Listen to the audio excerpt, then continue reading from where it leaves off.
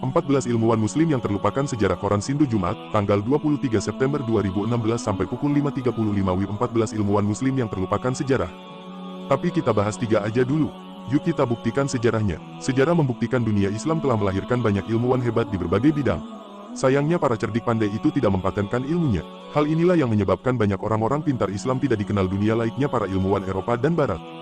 Berikut 14 ilmuwan Islam yang terlupakan oleh dunia. 1. Abu Bakar Muhammad bin Zakaria Ar-Razi. Abu Bakar Muhammad bin Zakaria Ar-Razi atau yang biasa dipanggil Razi lahir di Teheran, Iran, 864-930. Semasa hidupnya beliau meneliti tentang penyakit seperti demam, penyakit cacar, alergi, dan asma. Selain itu Razi merupakan orang pertama yang menulis tentang alergi dan imunologi. Di dunia barat para ilmuwan lebih mengenalnya dengan nama Razes yang merupakan seorang pakar sains yang berasal dari negara Iran yang hidup sekitar tahun 864-930. Sejak usia muda Razi telah mempelajari ilmu filsafat, kimia, matematika, dan kesusastraan. Dalam bidang kedokteran pula beliau berguru pada Hunain bin Ishaq di Baghdad. Setelah dewasa Razi dipercaya memimpin sebuah rumah sakit di Rai dan Muqtadari di Baghdad. Sebagai seorang dokter utama di rumah sakit tersebut kinerja Razi telah dibuktikan dengan catatannya mengenai penyakit cacar. Ar-Razi diketahui sebagai seorang ilmuwan yang menemukan penyakit alergi asma dan imunologi. Pada salah satu tulisannya beliau menjelaskan bahwa penyakit rinitis bisa terjangkit akibat mencium bunga mawar pada musim panas. Pada bidang farmasi Ar-Razi berkontribusi membuat peralatan medis seperti tabung, spatula dan mortar. Selain itu beliau juga telah mengembangkan obat-obatan yang berasal dari merkuri.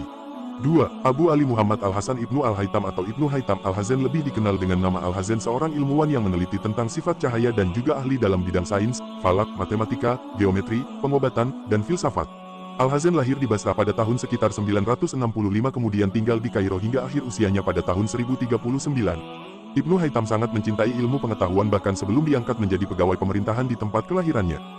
Setelah beberapa lama bekerja di pemerintahan beliau kemudian hijrah ke Ahwas dan Mesir. Dalam perjalanan ini Haytham menghasilkan beberapa karya tulis yang luar biasa tentang matematika dan falak. Tujuannya agar mendapat uang cadangan dalam menempuh perjalanan ke Universitas Al-Azhar. Haytham telah menjadi seorang yang mahir dalam bidang sains, falak, matematika, geometri pengobatan, dan falsafah.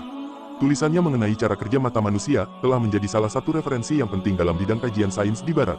Teorinya mengenai pengobatan mata masih digunakan hingga saat ini di berbagai universitas di seluruh dunia. Para ilmuwan Eropa banyak menggunakan penemuannya sebagai pendalaman atas ilmu yang mempelajari sifat cahaya.